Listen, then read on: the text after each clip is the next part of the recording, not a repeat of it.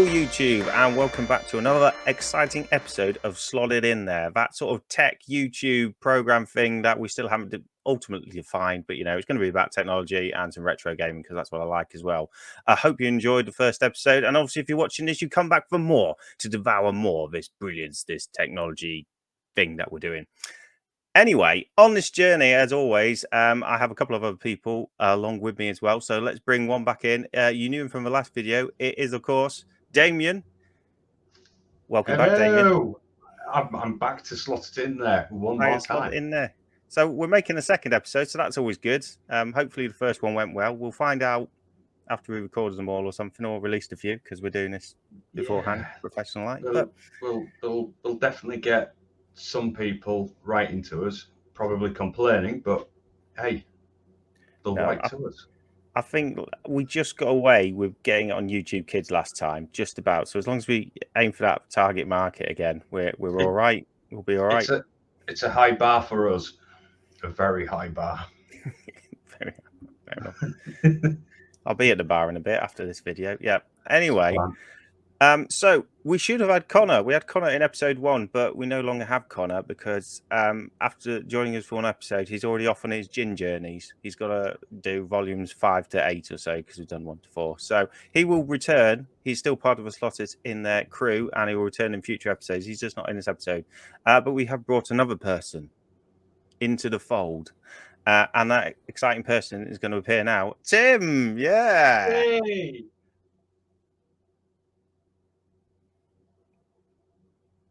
Yeah, I'm not sure if that works.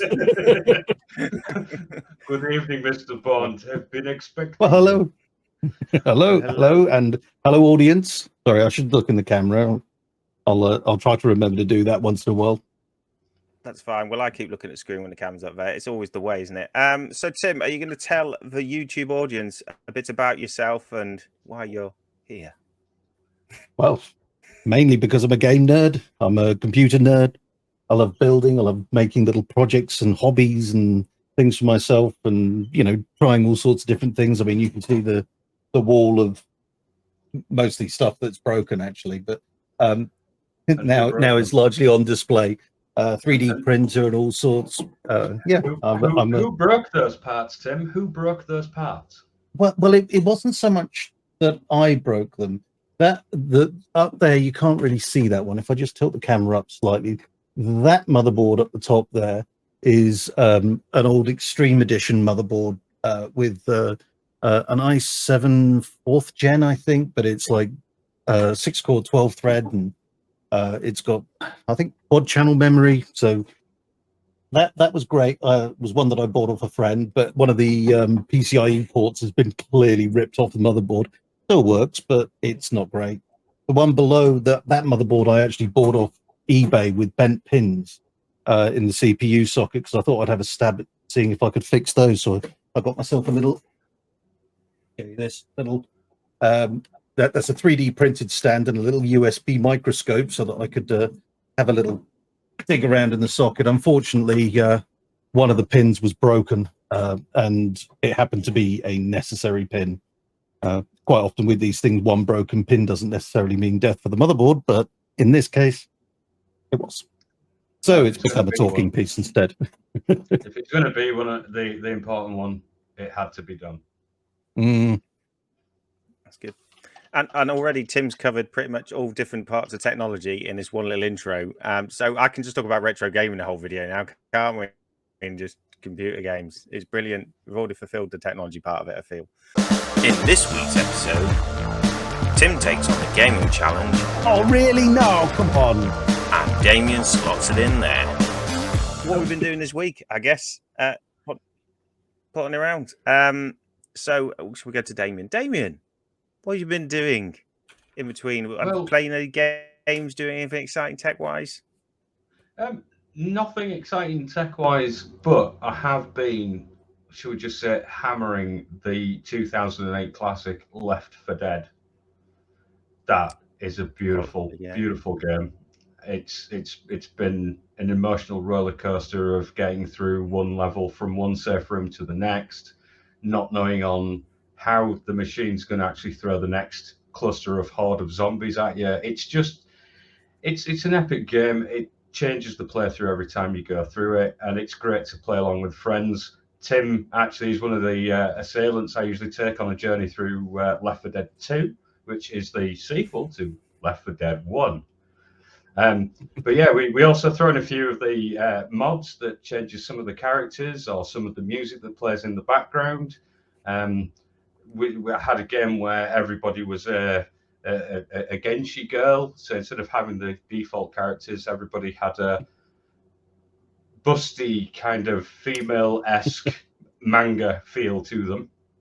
And every time one of the specials came along, I changed some of the noises they make. So the tank was coming into gameplay with us whilst I Need a Hero by Bonnie Tyler was being played. It was an emotional moment.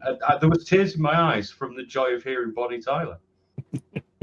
I mean, why wouldn't there be? It sounds very emotional. I'm welling up just listening to your description of it. It's, you know. Well, the next time we go on that epic adventure, come with us. Come with us. I'll see if we can get some in-game footage at some point and go through an epic adventure, especially with some of the commentary that us as the guys playing it come out with, because it's interesting. You got that right. I'm sure it's all YouTube kids friendly. It's fine. I was wondering about that. I mean, we might want to slot it in there after dark for that, to be fair. Could do. And yourself, could do, Chris? Yes. Chris, what have you been? Well, I've been playing with your week. With my week, not a lot playing games, playing retro games, of course. And I have mostly been playing this week. I've mostly been playing Metroid Zero on the Game Boy Advance. But actually I've not been playing on a Game Boy Advance. I've been playing it on my PSP emulator because it's a better screen, and as you can see, I'm blind, and you know, just technology, nice. But the game is great. It's basically a remake of your Metroid, the original one on the NES, but actually they've updated it so it's a bit like the Super NES version, where you can actually got a proper map. You can see where you're going, because that was the flaw with the first Metroid game. If you've ever played it on the NES, you have no bloody idea where you're going. You just spend ages in a room going, where the heck am I going? Where's the next objective? Whereas this one's a bit more set out. And it's just a nice little romp. You know me, I like a nice casual game. Plod along, find stuff, shoot stuff. It's great. It's Metroid. So it's well worth playing. I've been playing that because it's on a handheld and I can pick it up in between kids screaming at me and demanding things and play it for a bit. So yeah, that's been quite good. Enough said. What about you, Tim? Have you been playing anything exciting? Well, one of the games I've enjoyed playing recently, I haven't had much time to get into it recently, but in recent months, I started playing Shadows of Doubt, which is, I suppose it sort of plays like a noir detective novel. And it has a sort of Minecrafty look to it, so it's quite simple on the graphics front.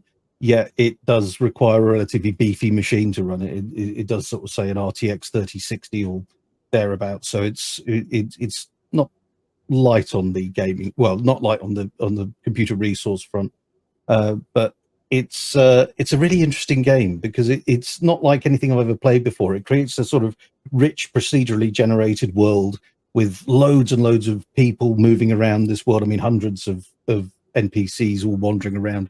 And of course, at some point there is a murder and you have to go and solve said murder. There's a lot that's wrong with the game at the moment. It only came out in April this year, so it's not been around long, and there are lots of bugs. But the bones of the game it's just great. You know, you really feel like a proper detective working your way through a case where you find out who the person is that's been murdered. You go to their house and you scan around for fingerprints. You check the phone to see who the last person that called was, go through their sort of Rolodex of people that they know, go to their place of work, figure out who they knew there, see if any of the fingerprints match between the place of work and your apartment, and then go off hunting for this murderer. There's a few things that really need to be changed in the game at the moment. I mean, when I first got into it, I was utterly confused because I was expecting to find motive, and there is no motives at the moment. So that's something that I'm hoping that they incorporate.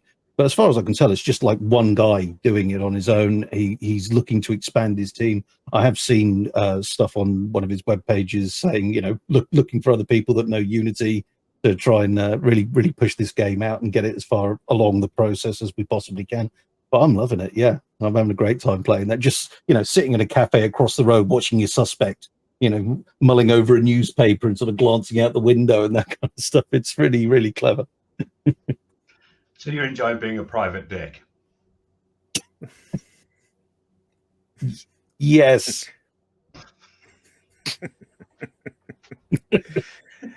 Well, in this case, it's not so private. I'm in my own little world.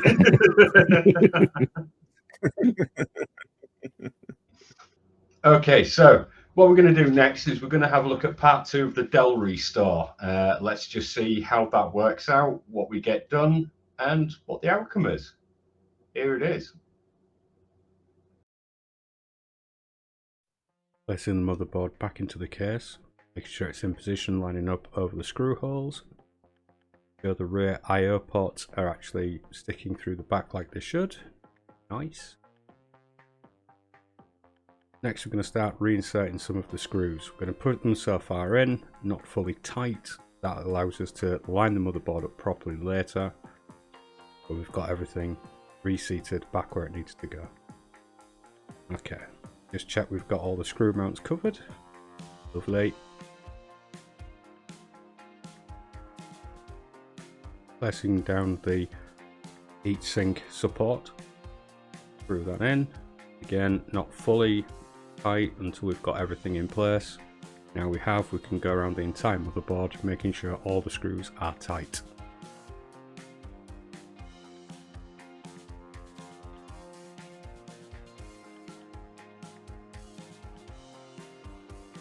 That job's done, so next we'll move on to the blanking plates. These slot in, screwing from the top.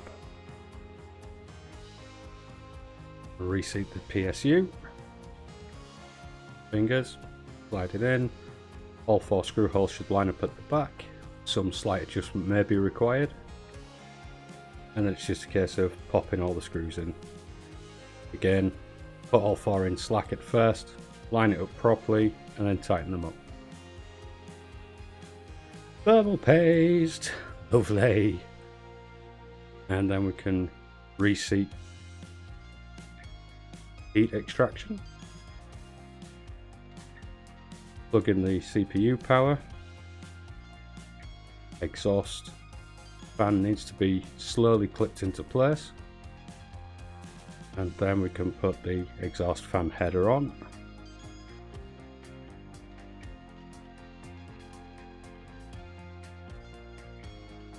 Front USB header and audio jack. Screwed back into their holder. Threading the cables back through. Gentle, and then slotting that back onto the case correctly. One single screw to go in to support this in place. There we go, threaded through, looking nice. We're going to cable tidy that with one plastic tie, and then reseat the header for both the audio and the front USB.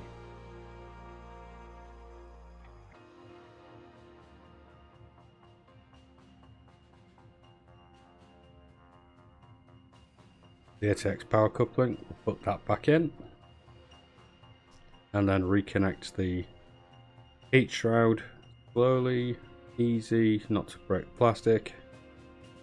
Nice, slips into place. The hard drive, flipping it back into the caddy, goes in on one side, screws in on the other. We're not going to use 3 screws, that's overkill, 2 is only required. Lovely job. Rolling this back into place with the front 2 tabs first, sliding it round, 1 screw to hold the bracket in.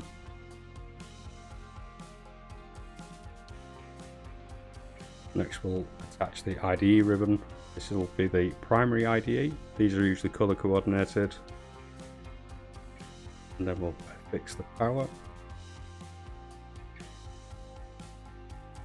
As mentioned before, into the primary IDE socket. If they're not colour coordinated, they are actually printed on the board. We're going to pull through the rest of the lovely mustard spaghetti through. A bit unsightly at the minute. Slide the CD-ROM tray in. That stops at the front guiders, and then one screw to hold it actually physically in place.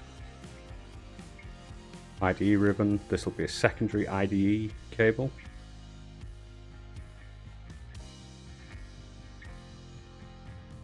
And then also the power.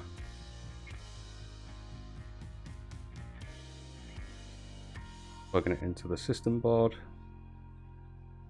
A little bit of a cable tidy just so we can keep everything out of the way, nice and clean. Looking good so far.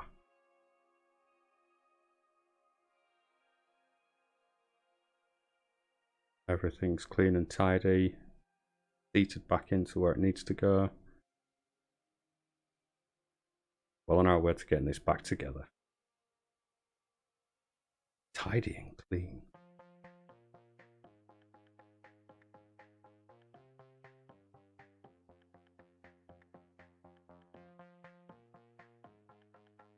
Pretty impressed with myself for that. Moving on to the front panel. Reinserting the actual power switch button. This just clips into place. How satisfying was that? The model number ring, that just pops back into place. 2 clips, just check the power button's working. Pushy pushy. And then the Dell logo goes back in. 2 little metal tabs fold over at the reverse of the fascia.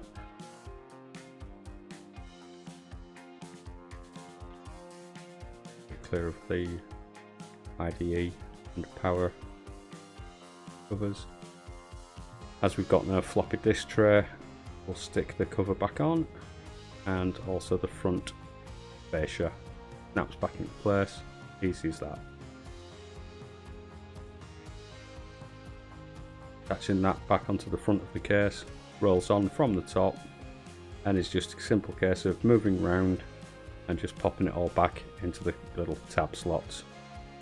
Fixing on the right hand side, I'd like a lever method, and then clipping in firmly on the left side.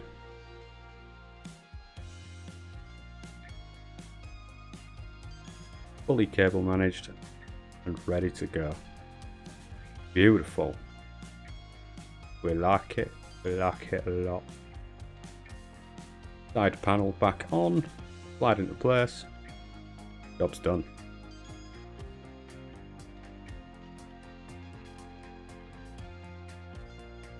Power on test.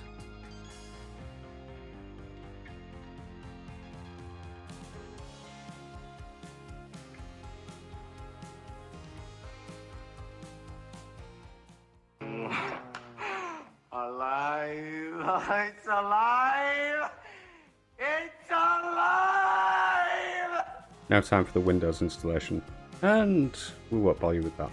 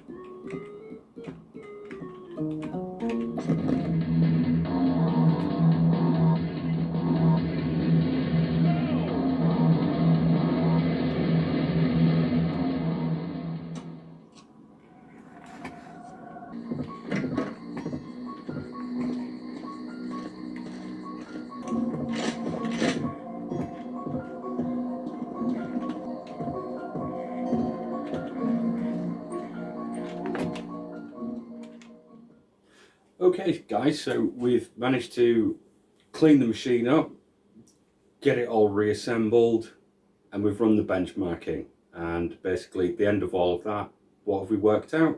That without severe upgrades, that this device is basically just a desktop machine used for light internet use back in the day. For moving forward for gaming, we'll probably need to get some kind of graphics accelerator card, Voodoo, 3DFX, something like that, just to make it actually usable. It can actually do some basic emulation, nothing anything more taxing than the PlayStation 1. It's just shit. Back to you guys.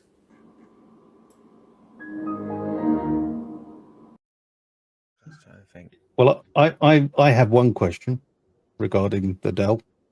Oh, go on then.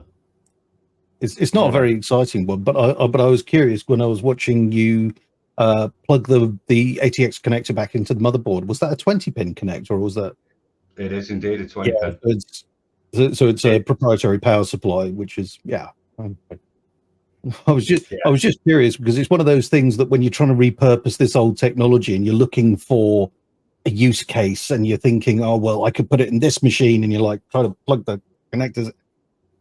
Yeah, you can actually buy some of the modern power supplies, and they have the split off, so it'll either be 20 or 24.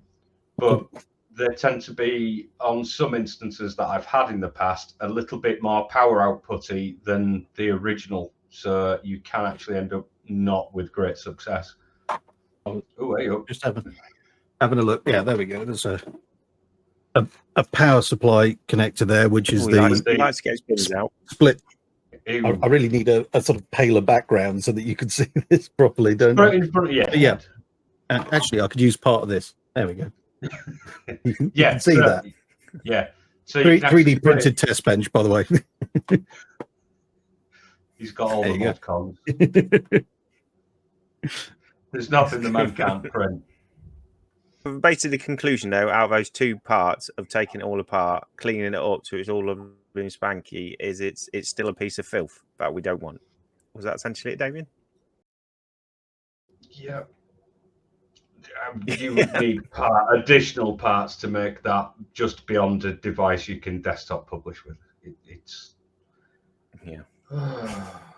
You could probably use it as a little web host or something like that. I was thinking more a of web page. Yeah, that works too. But yeah. But we'll see. There was a fault though with the video. I have to pick out that you took it apart to fix it and you actually got it working. Which that's just not the correct way from how I do videos. You know, you don't get it working at the end, do you? There might be a part 3. All right. Does that involve a hammer? I'm going to carry it down the. Oops! It's falling down all stairs. Oh no! Now it's broken.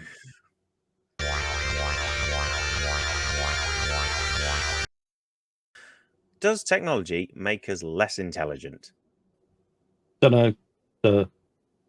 Tim's face says it all. Doesn't it?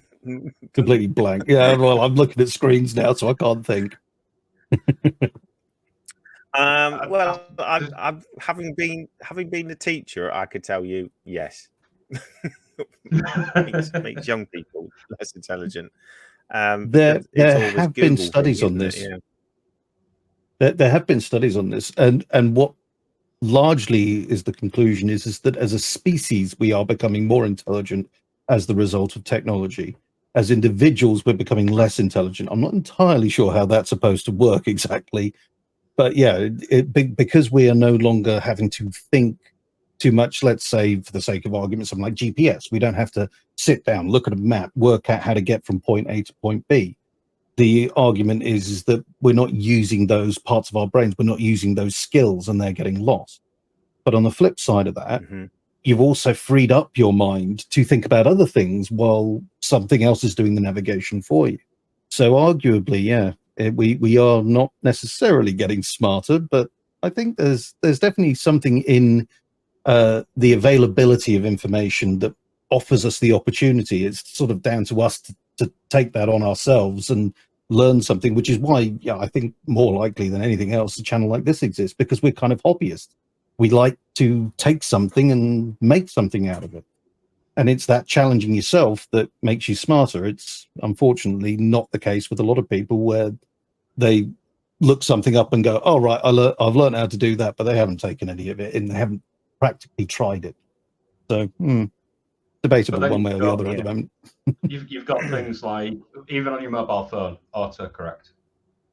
You can't spell a word and it will go, is it one of these? And you'll go, yep, it is. And then you'll select it. So in a way, you're lesser developed, but still able to utilize the same terminologies. It's making life easier, but it's also putting you in a different light. I even am aware now, obviously with ChatGPT and stuff like that, certain people are finishing off their university degrees and other things by just telling ChatGPT what they want, taking it out of ChatGPT after it's written everything, then using a specific website to reword it, and then submitting it as their own work. That's an interesting one, actually, because there was a case in the US not that long ago where a lawyer or lawyers had used ChatGPT to basically write part of their case for them. And ChatGPT went off and invented several cases that they were citing, as precedent for whatever it was they were trying to achieve, and got caught out by the judge because nobody else could find reference to these cases. So that's kind of interesting that ChatGPT has started making stuff up, but it's part of the program. It's designed to try and fill in the gaps. If you ask it directly, are you lying or can you lie? It doesn't answer the question fully. It just says, although I'm not programmed to lie, some stuff that I come up with basically might not be true, which is kind of interesting. Yeah. It's part of it, isn't it? The technology is good, like you pointed out, isn't it? It's freeing up our mind for stuff, but it's having to learn and understand how to use that technology in the first place. So we've got to learn how to do that. And unfortunately, like I say, some people aren't doing it. They're abusing it, like university students, like you were sort of just saying, Damien, are using it to write their final year projects and to pass their course. But obviously, when they get in the real world, they're going to be of no use to us, really, are they? Or not really get the jobs because they actually don't know what they're supposed to have learnt. And like I say, having been a teacher, the amount of times kids will go, I'll just Google it. And then because they don't know how to use Google, if it doesn't show up in the first 3 ones on the top of Google, they're like, I can't find it. There's just, And then, you're spending a lesson to try and teach them how to Google or something, which is what they actually need at school, proper technology lessons in that. But half the time kids aren't, they'll just Google it. And we're guilty of it sometimes, isn't it? Google's a good thing. Like if you need it at work to find a problem you don't know about, but you need to know sometimes you might need to sift through lots of stuff and how to refine it to find what you want. And sometimes people can't do that. So it is that blessing and a curse, isn't it, technology? But overall, it's probably a good thing for us. Like Tim was sort of saying that, I think we've progressed more and we have more capacity then to do other things and learn other things. Is my sort of thing. I don't know. Anything else to add? No, my brain's too smooth because I'm not doing things for myself now. No, it's like, let me just ask ChatGPT. Just ChatGPT. I mean, I said no. No.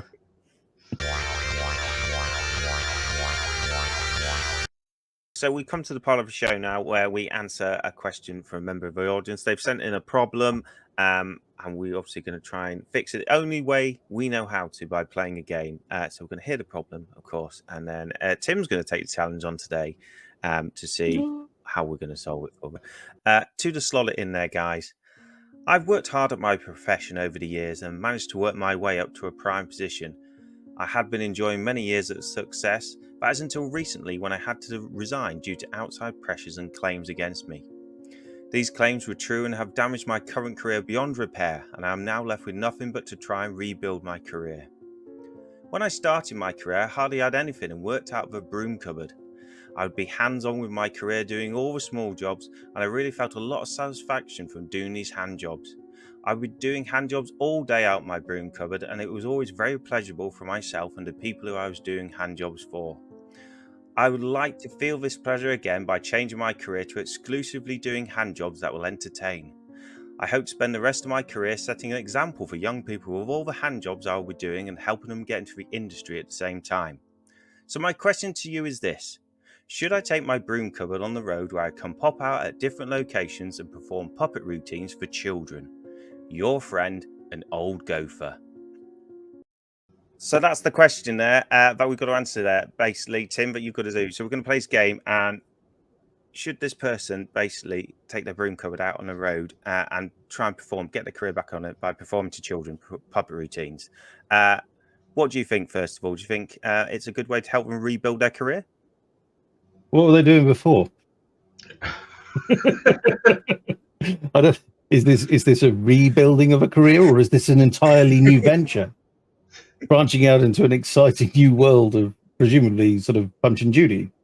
He used to do some hand jobs when he was younger, and he really enjoyed it. So he's thinking of getting back into that now after coming down from the dizzy heights of whatever they did. Let's see if we can get this guy a new career as a puppeteer or something similar. Puppeteer, yeah, it sounds like a good idea, especially if he enjoyed it and he just wants to bring pleasure to the world with his skill. Brilliant. So to solve this and see if they actually, we say to them, yes, go and do his career, you have to play a game. So obviously, if you win this game, they're going to hopefully go off and do their puppet career. That's basically what you're saying, isn't it, Tim? That's what we're playing for? Yeah, absolutely. 100%. Good. Brilliant. Okay, so the game to decide this day is a classic Manic Miner on the ZX Spectrum. Have you ever played this game before, Tim? I think I have, but I mean, we're talking a lifetime ago. I certainly can't remember any of the levels. I can't remember what I'm doing. Looking at the screen that's in front of me at the moment, but you can't see it yet. I'm having my doubts about whether I'm going to be able to achieve any kind of success looking at it. No, it's fine. We won't be too harsh to you because, you know, it's your first time on here. We're just making you do level 1. But unfortunately, because the game designer wanted you all to see the end screen, which is very funny and Monty Python-esque, level 1 is the hardest level in the whole game. I mean, we've got to start at the start, but it just happens to be the hardest level in the game. So we'll warn you. So you'll get an immense satisfaction if you do it. But I have faith in you. I'm sure Damien does. We have faith that you can do this, Tim. So the parameters are then. So basically, you're going to have 10 minutes to try and finish this level. 10 minutes and the lives you're on, the 3 lives that you're on. Okay, so we've got your time because it'll probably be a bit tricky at the start to get in the swing of it. Okay, but we're going to give you 10 minutes. I'm going to set a timer very professionally on my phone. Okay, and we'll start your 10 minutes now. Well, I've hit enter. Does it? Oh, right, okay. Go on, Tim. Okay. There you go. So you're off. All right. There you go. You're moving. Oh, okay. So that's deadly. I can't go to that. Life. Okay, so Yeah.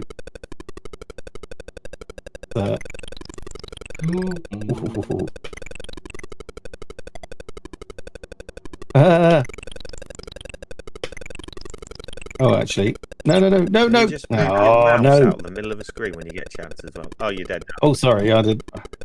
Yeah. There we go. Okay. Does that mean I can just jump up from down here? Hovering in the middle of the screen. Okay. There you go. Okay. See, this is it. You're I learning. need the old key there.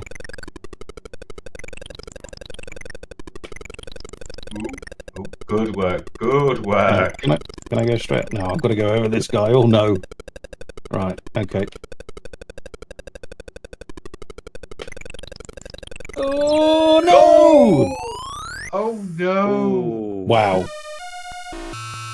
That was dire. Special. You forget how unforgiving these old games are. No, Well, permadeath. Yeah. Well, there you go. You've got a So we have flavour of another it go. now. You've still got 8 minutes 40. Right. You've got plenty of time. Oh wow. Okay. Right. Keep Yeah. going, Yeah. yeah. We can nail this. Oh, hang on. Let me get points off the screen. Right. Here we go. He's got Run, little man, run. This is intense. Yeah, you just need to learn the Right. sections each bit, and then you're away. How am I supposed to jump him, or do I just need to jump earlier? Oh, no. No. Probably I've got to jump much early, earlier. You've got this. I believe in you. I believe in me. I've got all the belief. Just none of the confidence.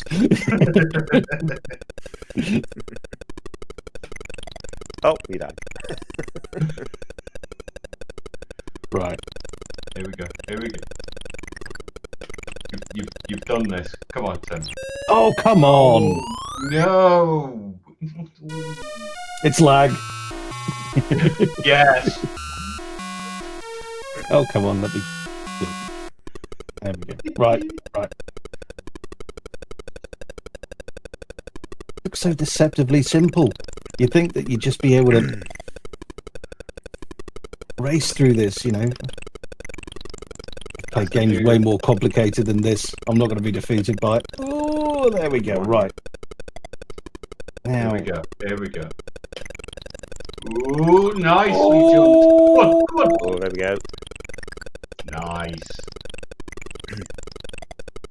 Right. You've got this, Tim. There's only Another 3 one. left. Okay. Okay. Three This to bit go. of floor is going to fall, so I've got to. Oh no! Really? Those things are going to kill you as well? My God! It's You like you can't. didn't realise headbutting stalactites is not good. Come on. Oh, yeah. Yeah, but you've only got a set jump height. How am I?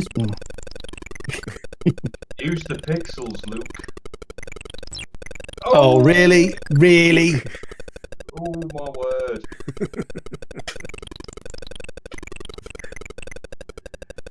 This will be the first time It's still somebody good. rage You've got plenty of quits. time. It's fine. Come on. Come on. You've got this time. Right. You know how to do this bit. You mastered You've it learnt the middle before. section. It's just then you'll have to figure Yeah, out to do the top. Yeah. Ooh, you Warren. lose a bit of momentum just as you start to drop. Ooh. Oh dear. Okay, so if I jump like there, Nice. 2 keys. that was too early. Too early. Oh, no! Why? Right. I'm gonna smash this now. What, the keyboard? My face into the keyboard. Yeah.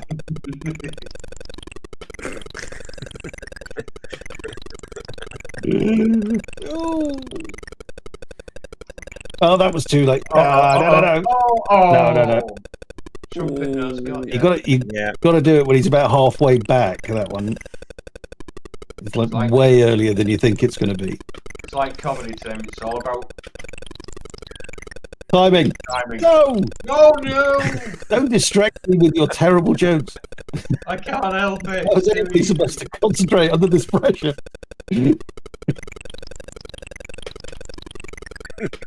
He's running it now. Come on.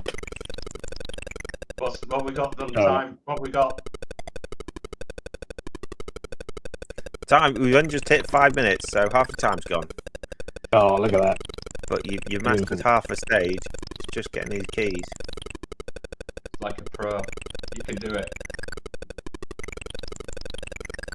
That didn't work. Oh! How dare you? It's not easy. Infuriating. Damn game. It's a classic. That's why everyone loves it.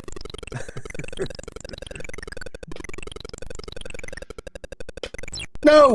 Oh, I pressed no. the button and it didn't jump. I'm blaming my keyboard for that. He was hammering his button and forgot about the bush.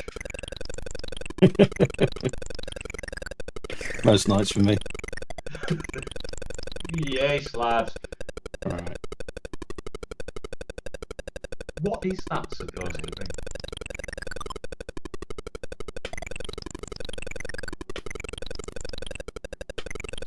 I didn't think I was going to land that there for a second. Right. So, right about. No, That didn't work. no. Oh, no. Oh, really? No. Okay. Oh, this man is. So if I win, then does the gentleman in question or the person in question He goes on a have road to then trip. become a puppeteer, or Yep, he goes on his road trip, takes his. He's going to become a broom cupboard with him. puppeteer then, yeah. Or yeah? maybe So that's what we want. That's what we want Yeah. for him. He can go around And England and everywhere that's else what we want. entertaining the mass. That was too far. The last couple of times I was too close to that. Oh, sorry, not close enough, and then that time I'm too close. I think I know where I need to jump from. Yeah. You've got 2 minutes. why? Maybe you need to go past that middle sort of key and try and get the ones at the end first. Yeah, but the problem is the ground falls there, so I can't come back to it easily. Yeah. Okay. We're doing that, are we? Ooh, that was close. Get ready. Beautiful. Here we go. Don't Flawless forget, execution. I'm doing terrific. this guy's livelihood is in your hands. No pressure. Okay. I think I know No that I want to jump from there. That's too late as well. How is that? Got to jump earlier. Oh, grief. When this was designed, he must have been having a really bad day. Well, he's very definitely made me angry. It's at very this clever, point. really, making the hardest level the first level. Brilliant idea. You've already bought it. Okay. You can't take it back. Okay, so I think I jump about there. Yes. Looking good. Looking good. Hey! Oh, 2 keys left. Now steady. Easy, Tiger. Oh, yes! Now you've got to get all the way back. Right, now you just got to get to that. Is there full damage? Yeah. There is full damage. Well, A little bit. I Yeah, think- but you can fall down to the next level below. Oh, really? No, come on. No! Don't land on the... Oh. What's the time like? What's the time like? How long have I got? You got 30 seconds left on the timer, so basically you can have these 3 lives to get it done, aren't you, essentially? 3 lives. Okay. Here we go. Well, you know what to do now. Oh, for You've goodness done it, sake. Tim. You've done this. Come on.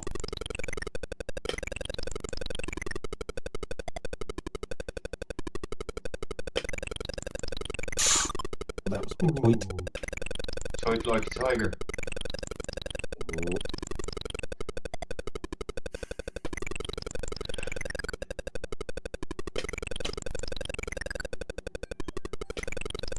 Oh, no! Oh, do it again! Oh. Come on, this is so close now. I can taste it. Why do I want this so bad? Everybody needs a. Oh, come on. That's No! It's always that bit. Oh. For some reason, press the space bar and nothing happens. And then Last live. Come on. No pressure, Tim. But this or the guy doesn't go doing the hand jobs anymore. ooh dear. Okay. Yeah. He's just gonna have a ruined career to look back on. Got nothing else to fill his life with.